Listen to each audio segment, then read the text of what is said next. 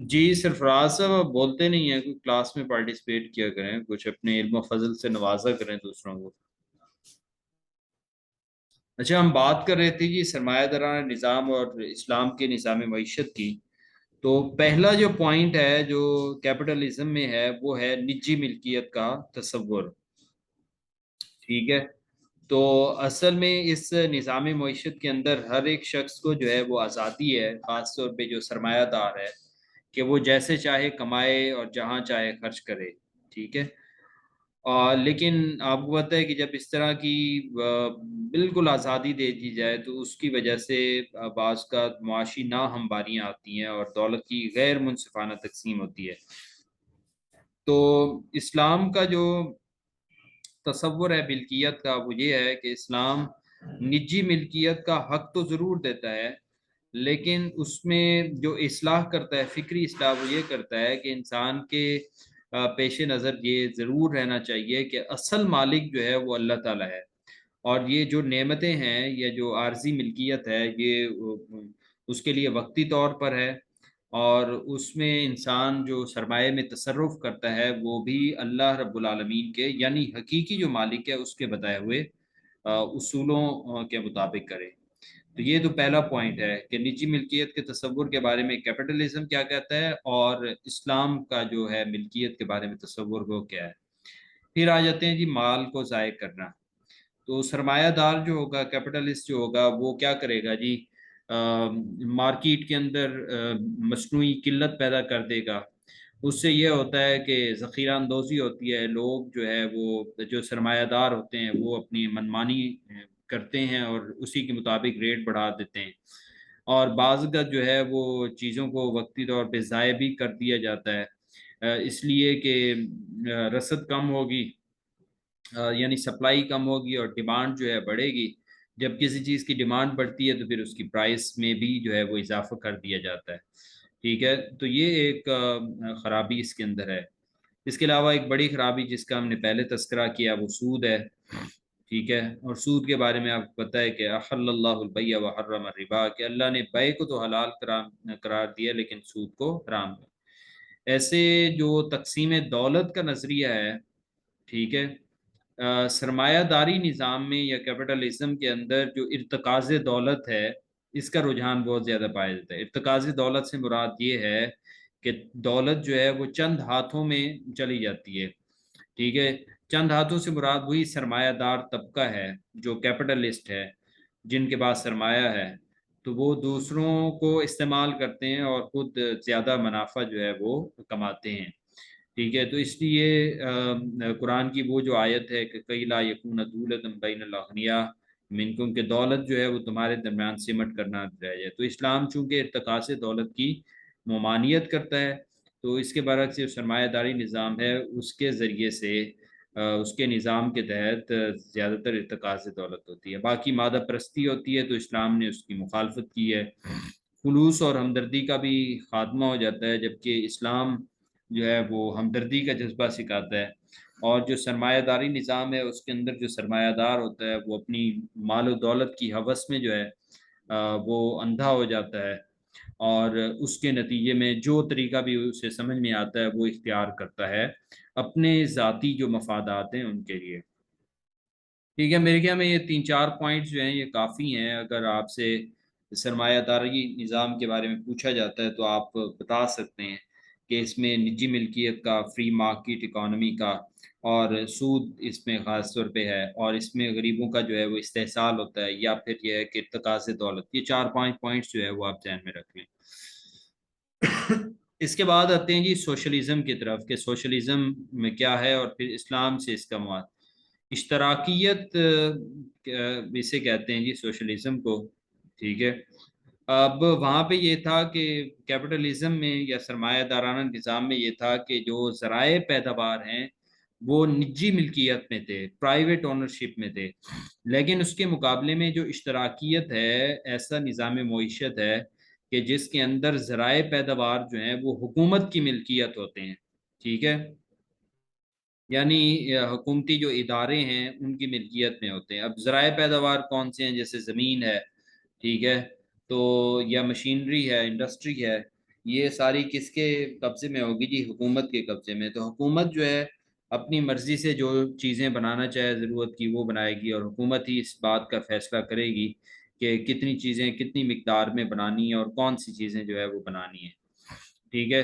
تو اس میں پہلا پوائنٹ وہی ہے کہ اس میں ایک تو انفرادی ملکیت کا جو تصور ہے وہ ختم ہو جاتا ہے، اور ایک مادی تصور جو ہے، ٹھیک ہے، وہ اس کے اندر ہے. معاشی مساوات، مطلب وہ کہتے ہیں کہ ہر ایک جو ہے وہ برابر ہونا چاہیے، جبکہ یہ ایک غیر فطری سا ایک مطالبہ ہے کہ ہر ایک تو برابر نہیں ہو سکتا. ظاہر ہے اس میں مسابقت رہتی ہے. ارتکاز دولت کا خاتمہ، اس میں کیا ہے کہ اس میں چند ہاتھوں میں دولت مرتکز نہیں ہوتی، جیسے ہم نے اس میں سرمایہ داری نظام کے اندر جو ہے وہ پڑھا تھا. باقی اس میں مزدوروں کی آمریت لکھا گیا ہے کہ باغ دوڑ جو ہے ان کے ہاتھوں میں ہوتی ہے، اور تمام اختیارات کے بھی وہ مالک ہوتے ہیں. اور اس کے علاوہ آپ کو پتہ ہے کہ جو سوشلزم ہے اس میں لادینیت ہے، یعنی یہ دین کو جو ہے وہ نہیں مانتے، اور دین کے بارے میں ان کے نظریات جو ہے وہ درست نہیں ہیں. اس کے علاوہ جو ہے وہ اس میں کیونکہ یہ کارل مارکس کا اصل میں نظریہ دیا ہوا تھا، تو کارل مارکس کا یہ تھا کہ وہ کہتا ہے کہ انسانی معاشرہ جو ہے اس میں طبقاتی تقسیم ہے، یعنی امیر غریب وغیرہ، اور یہ کشمکش رہتی ہے.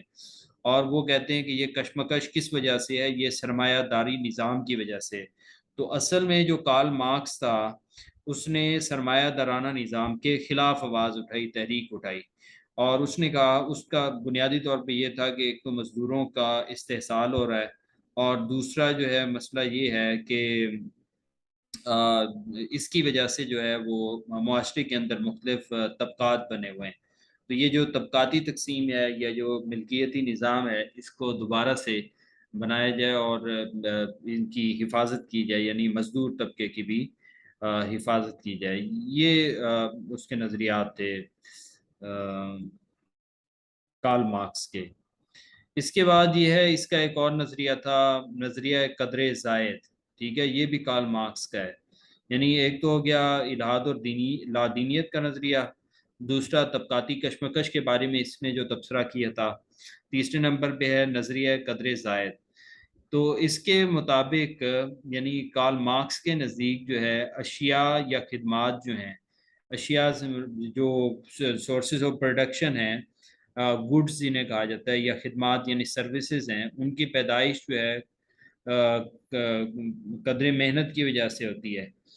ٹھیک ہے، لیکن سرمایہ دارانی نظام میں یعنی کیپٹلزم کے اندر کیا ہوتا ہے کہ زیادہ فائدہ جو ہے وہ سرمایہ دار کو ہوتا ہے، اور اس کے مقابلے میں جو مزدور ہے، جس نے اصل میں پروڈکشن کی ہے، جس نے محنت کی ہے، اس کو اتنا معاوضہ نہیں ملتا. تو جو اضافی معاوضہ ہوتا ہے جسے قدر زائد کہا جاتا ہے، وہ نفع کی صورت میں جو ہے سرمایہ دار اپنے پاس رکھتا ہے. تو اس میں یہ جو قدر زائد ہے یعنی اضافی جو معاوضہ ہے، اس کے بارے میں کارل مارکس نے کہا تھا کہ جو مزدور طبقہ ہے، ٹھیک ہے، وہ قدر زائد اس لیے سرمایہ دار کے حوالے کرتا ہے. کیونکہ اس کے پاس استطاعت نہیں ہوتی کہ وہ ذرائع پیداوار پر قابو پا سکے یا اس کے اختیار میں ہوں. ٹھیک ہے. اب چونکہ مزدور کے پاس تو ایک ہی چیز ہوتی ہے، اور وہ کیا ہے جی؟ جسمانی محنت کرنا، مشقت کرنا. تو وہ جسمانی محنت اور مشقت سے پروڈکشن تو کرتا ہے، لیکن اس پروڈکشن کا جو اصل فائدہ ہے وہ سرمایہ دار کو ہوتا ہے. اور اس مزدور طبقے کو جو ہے اس کی اتنی مزدوری نہیں ملتی جتنا اس کا حق بنتا ہے یا بننا چاہیے. ٹھیک ہے، یہ اس کا ایک نظریہ تھا. ایسے اس نے آواز اٹھائی تھی جاگیرداروں کے حقوق کی حفاظت کے لیے. ٹھیک ہے، یعنی یہ جو سوشلزم ہے اس کے نزدیک ایسا نظام حکومت ہونا چاہیے کہ جس کا مقصد دولت مندوں اور جاگیرداروں کے حقوق کی حفاظت کرنا ہو. ٹھیک ہے، اور اس میں کیا ہوتا ہے کہ غربا کو ان کے حقوق سے محروم کر کے جو یعنی یہ بھی کارل مارکس جو ہے نا وہ اصل میں تبصرہ کر رہا ہے کہ اس طرح سے ہوتا ہے کہ غریبوں کا استحصال ہوتا ہے، تو اس لیے جو ہے ان سے جو ہے وہ اس کے خلاف یعنی کہ اس نے آواز اٹھائی. اور وہ اشتراکی نظام معیشت کی مزید کیا خصوصیات تھیں جو کارل مارکس، یعنی اگر آپ سے کارل مارکس کے بارے میں پوچھا جاتا ہے یا ان کے نظریات کے بارے میں پوچھا جاتا ہے تو وہ کیا ہے جی، ایک تو نجی ملکیت کا خاتمہ ہے، ٹھیک ہے، اور یہ ہم پڑھ چکے ہیں، اور دوسرا ضروریات زندگی کی فراہمی کے بارے میں بتا چکا ہوں کہ جو بنیادی ضروریات ہیں وہ حکومت اور ریاست کی ذمہ داری ہوتی ہے، ٹھیک ہے۔ اچھا، اس کی مثال جو ہے نا وہ جیسے اب چائنا کو دیکھ لیں، یہ یہاں پہ جو ہے سوشلزم جو ہے وہ فالو کیا جاتا ہے۔ امریکہ کے اندر دیکھیں تو کیپٹلزم ہے، پاکستان میں بس ملا جلا ہی ہے سسٹم۔ تقسیم دولت میں ناہمواریوں کا خاتمہ اس کا ہے کہ، اور ارتکاز دولت کا خاتمہ، اور بے روزگاری کا ایک خاتمہ ہے، اور معاشی لوٹ کھسوٹ کا سب۔ تو یہ اس کی دو دو تین تین خصوصیات جو ہیں وہ آپ کے پاس، یعنی کچھ خوبیاں ہیں اور کچھ خامیاں ہیں۔ خامیاں اس میں پہلی جو اشتراکیت میں خامی ہے وہ ہے مادہ پرستی۔ مادہ پرستی سے کیا مراد ہے؟ وہ کہتے ہیں کہ زندگی، کائنات، اس سب کی جو ابتدا ہے یہ اصل میں کیا ہے جی، مادہ ہے، اور اس لیے انسان کا جو اصل مسئلہ ہے مادی ضروریات کو پورا کرنا ہے، تو اس لیے یہ روحانی معاملات کی طرف نہیں جاتے، صرف مادیت، مادہ پرستی جو ہے اس تک رہتے ہیں، ٹھیک ہے۔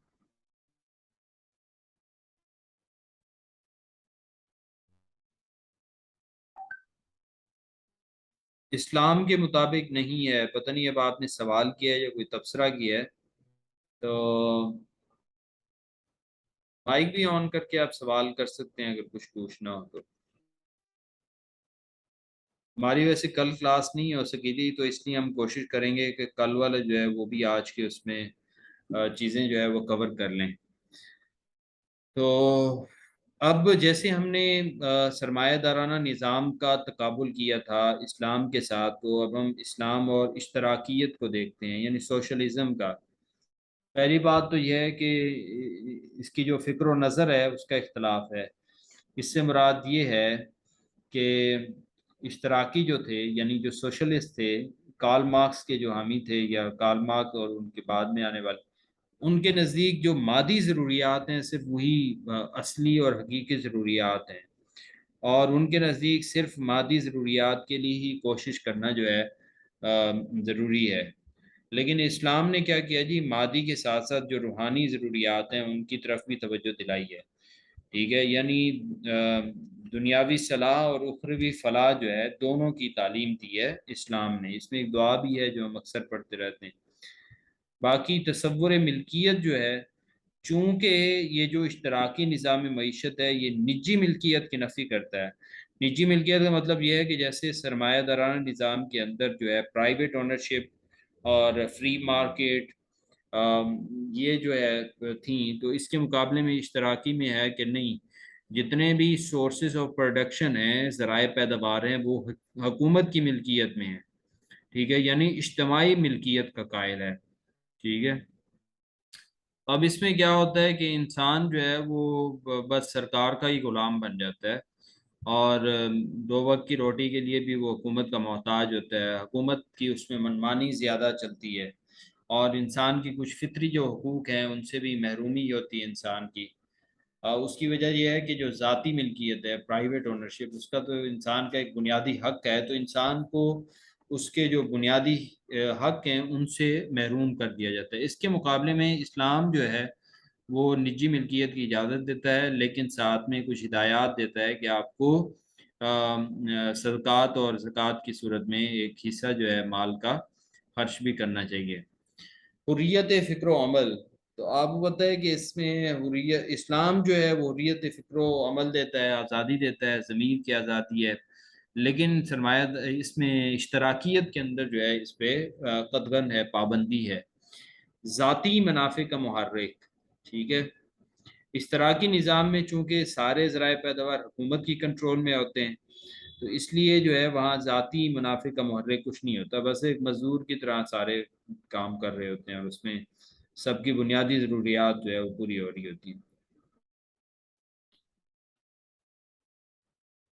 وجود باری تعالیٰ کا تصور ہے، یہ ہم پہلے ڈسکس کر چکے ہیں کہ اشتراکیت میں وجود باری تعالیٰ کا انکار ہے، صرف مادیت پرستی ہے، جبکہ اس کے مقابلے میں اسلام جو ہے وہ اس کی تعلیم دیتا ہے۔ چلیں جی، اس کے علاوہ ہم دیکھتے ہیں کون سے اہم تصورات ہیں، اس کی طرف آتے ہیں۔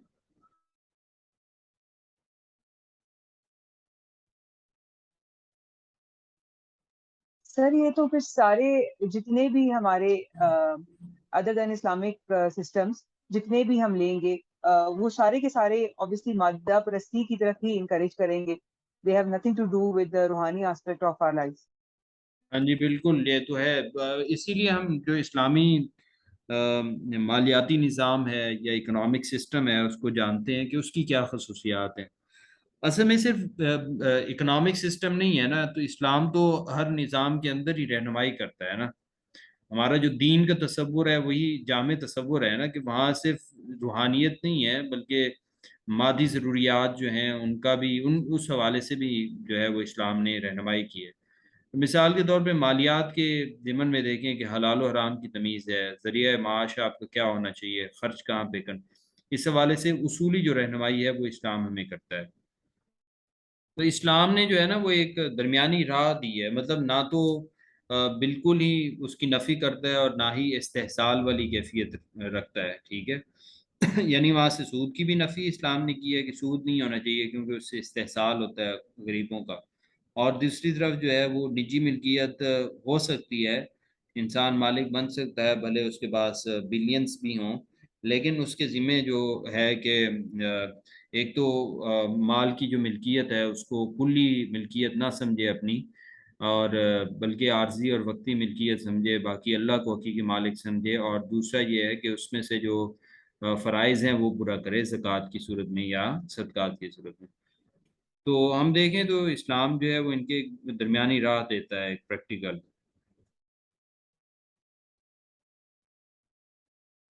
اچھا یہاں پہ جو ہے وہ